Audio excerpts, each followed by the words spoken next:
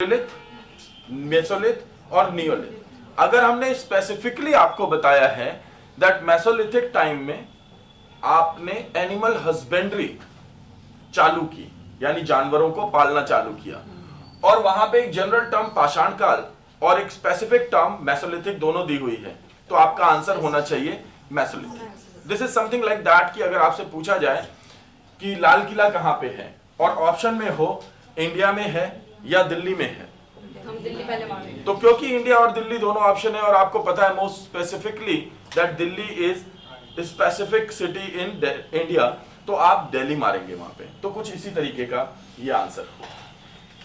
Next आते हैं भीमबेटका किसके लिए प्रसिद्ध है। तो भीमबेटका गुफाओं के शैल चित्रों के लिए फेमस है। ये एक एंशिएंट केव है जिसमें ज्यादातर पेंटिंग्स मेसोलिथिक हैं, याद रखेंगे आप, ज्यादातर पेंटिंग्स मेसोलिथिक हैं।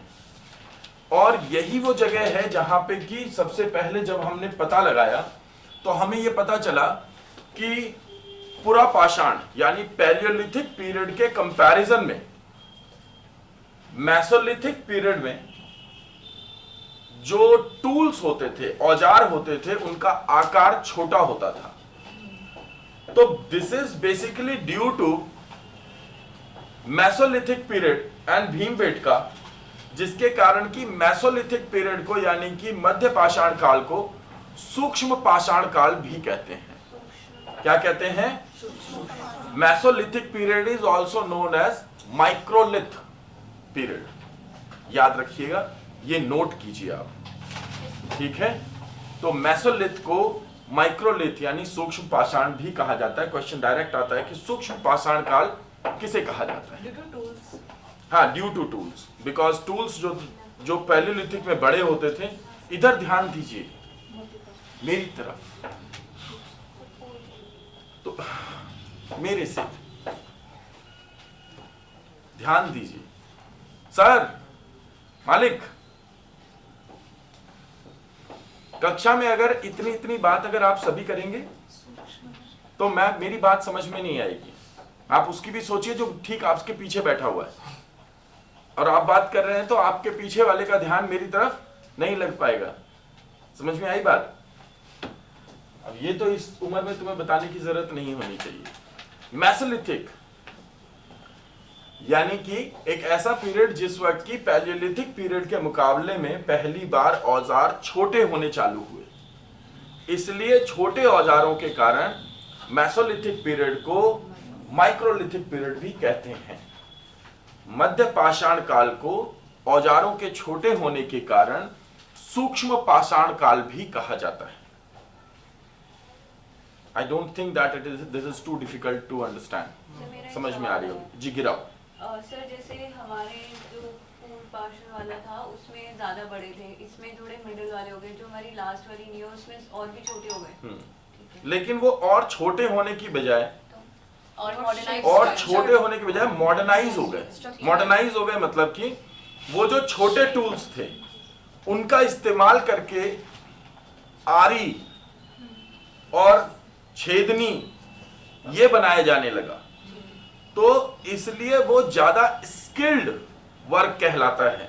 छोटे होने से ज्यादा उसकी वैल्यू थी स्किल्ड होने की, उसमें इसे शल्क आर्ट बोलते हैं, ठीक है ना। बट ये सब चीज तुम्हारे लिए छोटे से बड़े, बड़े से छोटे सिर्फ मिडिल वाले में होते हैं। हाँ, पहली बार बड़े से छोटे हुए और छोटे हुए नवपाषाण में, लेकिन वहां पे छोटे होना कोई नई चीज नहीं है। वहां नई चीज है स्किल्ड वर्किंग आना उसके अंदर, ठीक है ना, जरूरत के अनुसार।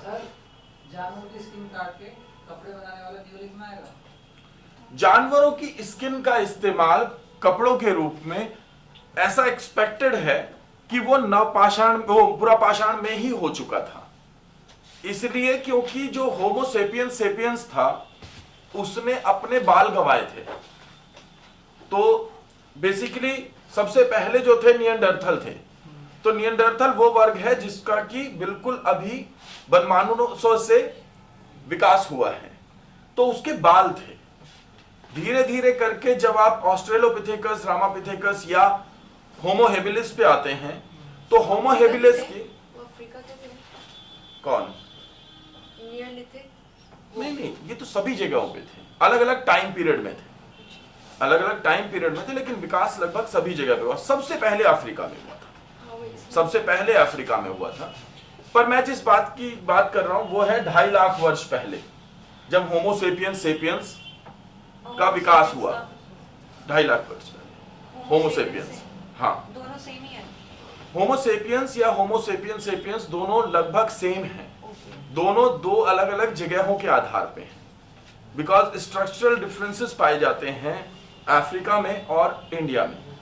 तो जो इंडियन सब कॉन्टिनेंट में पाए गए सेपियंस थे वो होमोसेपियंस सेपियंस कहलाते हैं, क्योंकि वो फर्दर बेटर थे, उनसे भी बेटर थे जो कि होमोसेपियंस थे, तो उनका नेक्स्ट लेवल था। क्योंकि अब फिर फर्दर आप इसके अंदर जाएंगे, 1350 क्रेनियल कैपेसिटी यानी सीसी ब्रेन होता था, 1350 सीसी ब्रेन होता था होमोसेपियंस का, और होमोसेपियंस सेपियंस जो थे उनका 1350 सीसी से भी ज्यादा ब्रेन होता था, 1410 तक, यानी 1410 सीसी तक। तो इसलिए वो एक वेरिएशन थी होमोसेपियंस सेपियंस। खैर इसमें नहीं पढ़ेंगे हम। होमोसेपियंस सेपियंस का जब विकास होता है तो उसके शरीर पे बाल खत्म हो गए थे। जब बाल खत्म हो गए तो उसे सर्दी में और बरसात में प्रोटेक्शन की जरूरत थी, ठीक है। ये उसे पता थे कि उसके सिर पे बाल हैं, तो जब बारिश होगी तो सारा पानी नीचे तो नहीं गिरेगा, बारिश का पानी अगर सिर पे रहेगा तो जैसे आपकी तबीयत खराब होती है उसकी भी तबीयत खराब होती होगी।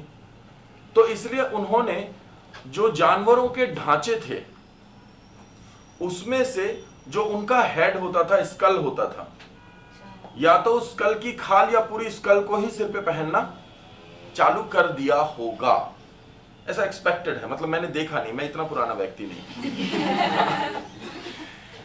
और फिर उसके बाद में जब सर्दियां आई तो उन्होंने जानवरों की खाल या पेड़ों के पत्ते, पेड़ों के पत्तों के केस में क्या होगा, धीरे धीरे धीरे धीरे वो सूख जाएंगे, उसके बाद फिर से बंदा बर्थडे शूट। तो फिर इसलिए उसको जरूरत कैसे चीजों की पड़ेगी, जो कि बरसात, सर्दी, गर्मी सभी में एक लॉन्गिटिविटी हो और वो उसको पहने रख सके। इसलिए शायद एनिमल की खालों का इस्तेमाल पूरा पाषाण काल में ही किया जाने लगा होगा, क्योंकि उस वक्त व्यक्ति को जरूरत थी। और इसी पाषाण काल की स्टडी करने के बाद ही पहली बार आइंस्टाइन ने ये कहा था कि आवश्यकता आविष्कार की जननी है। तो जहाँ पे आविष्कार होता है वहाँ आविष्कार इसलिए होता है क्योंकि उस चीज की आवश्यकता होती है। तो इन्हीं आवश्यकताओं के कारण आविष्कार हुए थे उस वक्त में। हमारी आज की आवश्यकताओं के कारण आज आविष्कार हो रहे हैं। तो इसको इस तरीके से कनेक्ट किया जा सकता है। सर ये मेसोलिथिक है फिर पैलियोलिथिक में? क्या? स्किन। यही तो बताया मैंने अभी, पूरा पाषाण यानी पैलियोलिथिक। सर भीमबेटका का और तो कई मध्य प्रदेश में है भीमबेटका, यूनेस्को की विश्व विरासत स्थल का एक महत्वपूर्ण हिस्सा है। ध्यान रखिएगा, भारत में जितनी विश्व विरासत स्थल है उनमें से एक यूनेस्को की विश्व विरासत स्थल में भीमबेटका भी शामिल है। और मिनरल ऑफ बुद्धिस्ट स्टैचूज इनका कुछ नहीं है? है जी, ये बुद्धिस्ट स्टैचूज और ये मिनरल्स ये आगे बढ़े क्या? नवपाषाण काल, बुर्ज होम का पुरातात्विक खुदाई स्थल किससे संबंधित है? हाँ जी, तो बुर्ज होम जुड़ा हुआ है नियोलिथिक से। किससे? कल हमने बताया था कि नियोलिथिक साइट है बुर्ज होम, जो कि जम्मू कश्मीर में है। ठंड होने के कारण लोग गड्ढा खोद करके रहा करते थे। सर हड़प्पा और नियोलिथिक साइट टाइम डिफरेंस बता दीजिए। हड़प्पा जो थी वो आज से हम पढ़ते हैं, जिससे कि थोड़ा अंदाजा रहे। हड़प्पा जो थी वो आज से 4000 साल पहले एग्जिस्ट करती थी। अगर मैं क्लियरली अगर टाइम पीरियड को अगर डिफाइन करूं तो इसमें हड़प्पा के विषय में अलग अलग लोगों ने अलग अलग टाइम पीरियड दिया है, पर जो मैक्समुलर का टाइम है वो कार्बन 14 तिथि की जो विधि है उसका उपयोग करके है, जो ये पता चलता है कि अपनी विकसित अवस्था में यानी अपनी डेवलप्ड स्टेज में 2350 से 1750 के दौरान थी। तो आपको ये ध्यान रखना है लगभग 4000 साल पहले हड़प्पा एग्जिस्ट करती थी, 4500 से 3500 के बीच में, ठीक है। क्योंकि इसके बाद जो काल आता है वो आर्यंस का आता है, आर्य सभ्यता आ जाती है 1500 से। कब से? 1500 से। ये दोनों ही बीसी में है, यानी बिफोर क्राइस्ट, ठीक। We come to the next one, neolithic. Neolith नहीं, इसके बाद नहीं है, पर इसके बाद मैं बता रहा हूं नियोलिथ क्या है। थोड़ा सा इसको समझने की कोशिश करें कि भारत के अंदर आज कोई एक जगह तो लोग रहते नहीं है, लोग रहते हैं बहुत जगह पे। इस तरीके से लोगों ने बसना बहुत जगहों पे चालू किया होगा, पर कुछ जगहों पे लोगों का विकास एक तरीके से हुआ और कुछ जगहों पे लोगों का विकास कुछ और तरीके से हुआ। अगर ये त्रिकोणीय अवस्था निकाली जाए तो ये बैठेगा हड़प्पा सभ्यता, जिस दौरान जिस जगह पर सभ्यता की जगहों का विकास एक नगरीय सभ्यता के रूप में हुआ, यानी वहां पे व्यापार व्यवसाय को महत्व दिया गया। तो इनकी आइडेंटिटी बिल्कुल डिफरेंट थी। और ये किस चीज का उपयोग कर रहे थे? कांसे का उपयोग। किस चीज का उपयोग कर रहे थे? कांसे का उपयोग, यानी ब्रॉन्ज।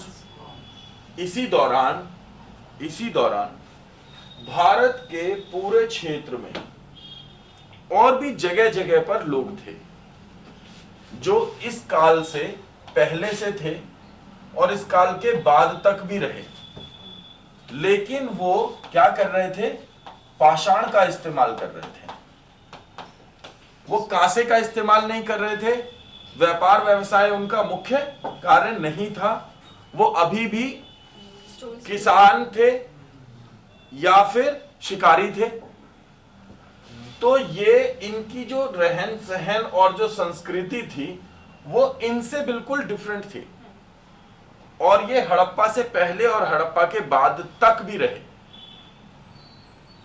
इनकी संस्कृति की वजह से इन्हें पाषाणी संस्कृति कहा जाता है, पर ये खेती भी कर रहे थे, इसलिए ये नवपाषाण काल में आए, ठीक है। ये काल भारत में लगभग 10,000 बीसी से और 1000 बीसी तक चलता है।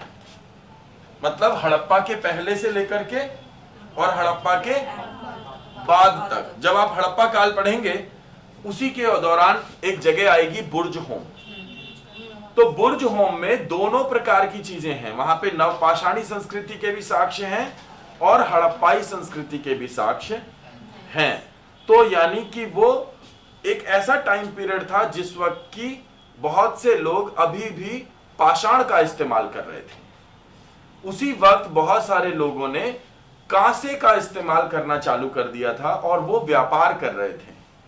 तो जहां पे हमें दिखता है कि लोग व्यापार कर रहे थे और वो कांसे का इस्तेमाल कर रहे थे, उन एरिया को हमने कैटेगराइज किया हड़प्पा सभ्यता के रूप में।